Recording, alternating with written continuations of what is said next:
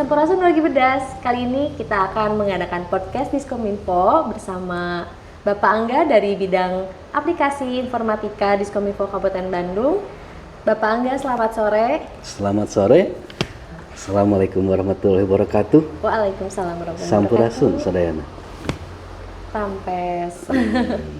Gimana Bapak Angga? Banyak wargi bedas di sini yang mengetahui Diskominfo Kabupaten Bandung, tapi belum banyak tahu juga bidang aplikasi informatika itu tuh apa sebenarnya Pak Angga?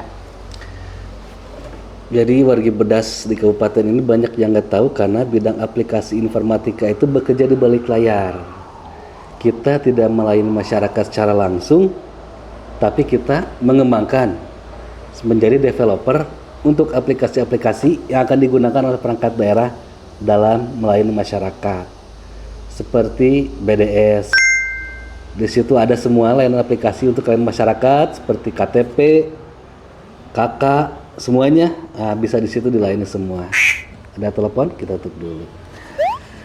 Nah, selanjutnya kebanyakan kita mendeveloper aplikasi itu yang untuk perangkat daerah.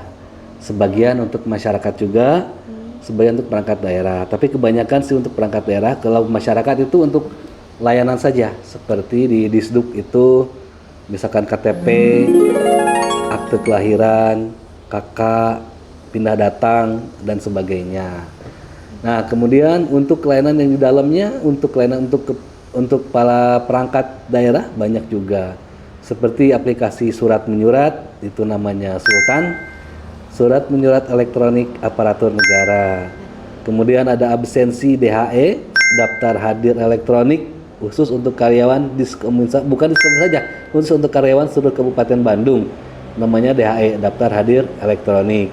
Kemudian ada juga untuk kinerja yang namanya Sasikat, dan terakhir yang vital itu dashboard pimpinan. Nah, dashboard pimpinan itu semua aplikasi ada di sana, semua data aplikasi ada di sana.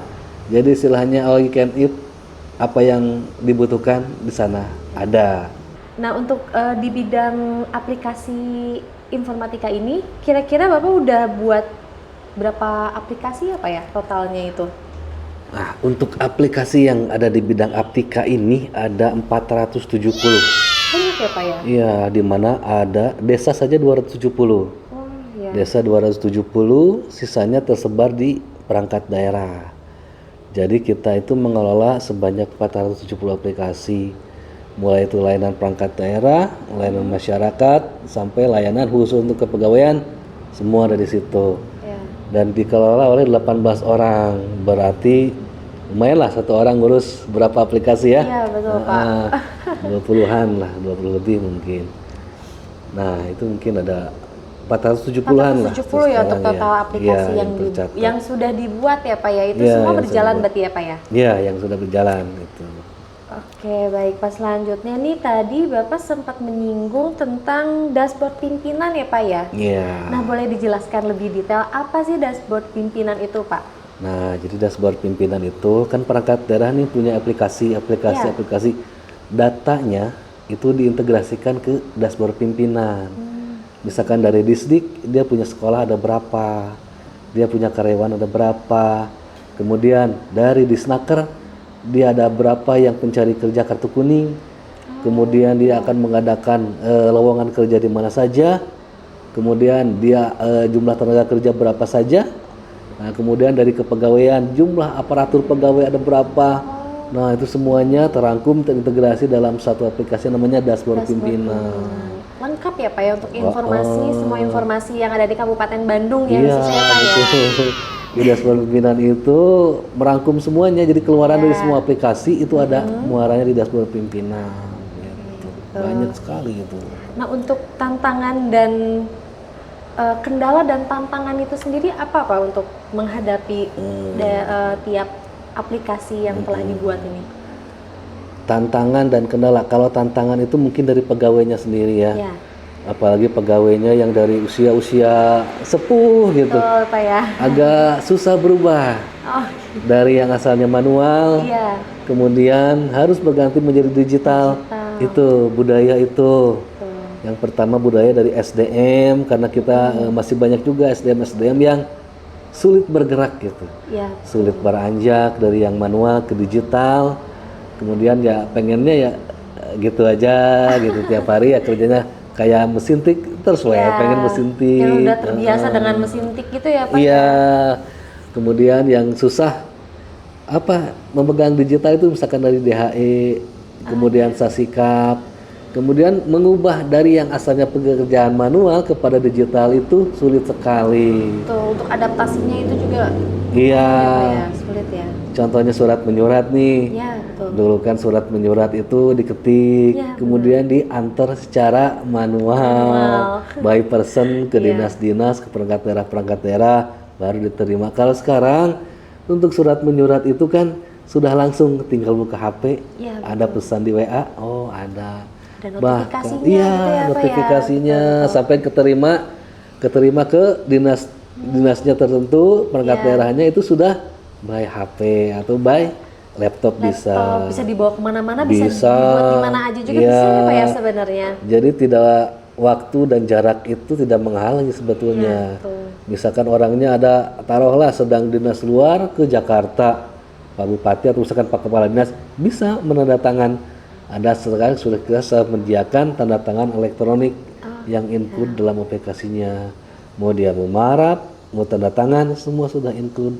Termasuk ketika ada surat masuk, semua langsung masuk ke gadgetnya masing-masing. Makin simpel ya Pak ya kalau di era sekarang tuh. Simple, tinggal merubah kebiasaan sebetulnya.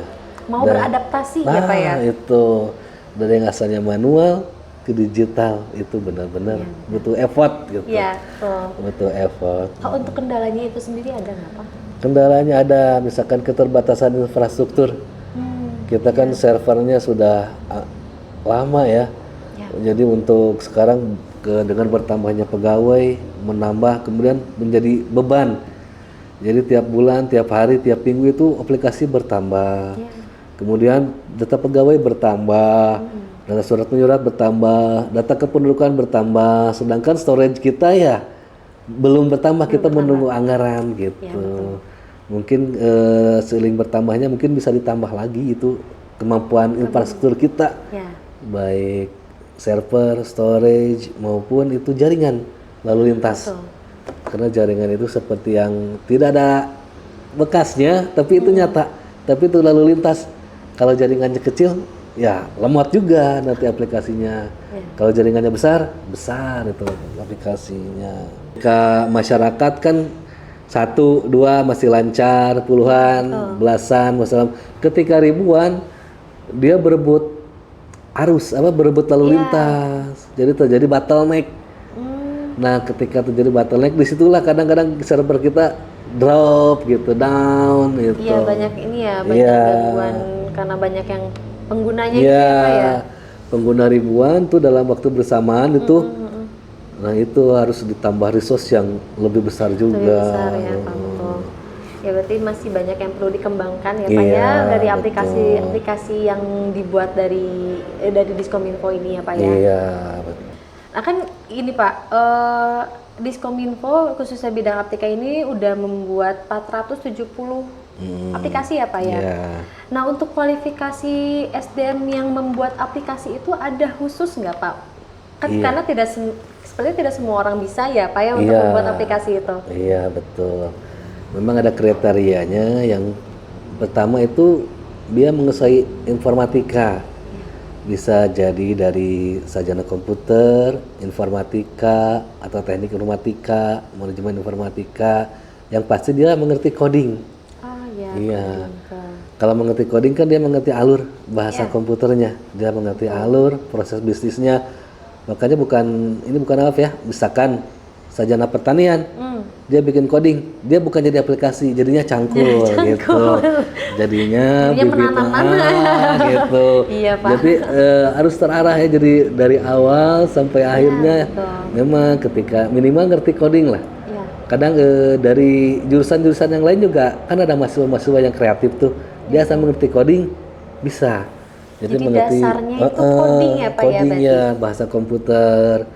Ya kayak kita ngobrol begini saja, cuman pakai bahasa komputer.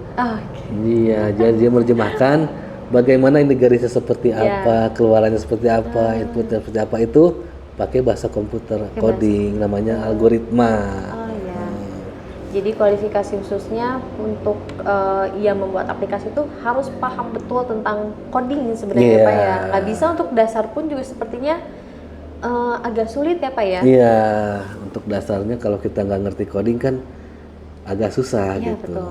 Mempelajarinya itu Iya. sulit ya Pak. Dasarnya memang coding, setelah ngerti coding baru dia bisa pengen bikin itu, ini, itu. Nggak, dari bahasanya dulu, baru dia bisa ngerti proses bisnisnya. Oh iya benar-benar Pak. Jadi bidang aplikasi itu sebetulnya developer ya. Kita menyediakan tool untuk membantu baik itu karyawan maupun masyarakat dalam menerima layanan. Masyarakat itu dalam menerima layanan, karyawan juga dalam menerima layanan. Layanan. Betul. Jadi layanan itu diberikan bukan hanya kepada masyarakat, tapi juga kepada karyawan, supaya ketika memakai IT itu lebih mudah, kemudian lebih simpel juga. Yang kita butuhkan sebetulnya dukungan saja. Jadi kalau tanpa dukungan sehebat apapun IT yang ada, Ya. kalau nggak didukung ya percuma, kita hanya menguap begitu saja. Tapi ketika didukung, masyarakat suka, insya Allah ke depannya kita kan berubah menjadi lebih baik. Betul. Kalau hari ini baik, besok harus lebih baik daripada lagi, hari betul, ini. Pak. Nah, mudah-mudahan ke depannya kita bisa mempersembahkan suatu karya yang luar biasa Yang ya. lebih bagus lagi ya Pak ya. Yang bermanfaat baik itu bagi masyarakat maupun bagi karyawannya sendiri, Ya. dan khusus bagi Kabupaten Bandung. Khususnya ya Pak ya. Betul. Bas. Pedas. Oke, kita udah mendengar mengenai bidang aplikasi itu sendiri seperti apa, dalamnya seperti apa, banyak banget pelayanan yang bermanfaat untuk karyawan dan juga untuk masyarakat itu sendiri ya Pak ya. Nah, pasti wargi Bedas juga masih banyak ingin tahu ya tentang Diskominfo karena banyak banget bidang-bidangnya, tidak cuma tentang aplikasi aja, masih banyak lainnya dan kita akan saksikan lagi di podcast Diskominfo selanjutnya. Sampai jumpa lagi. Cemiu.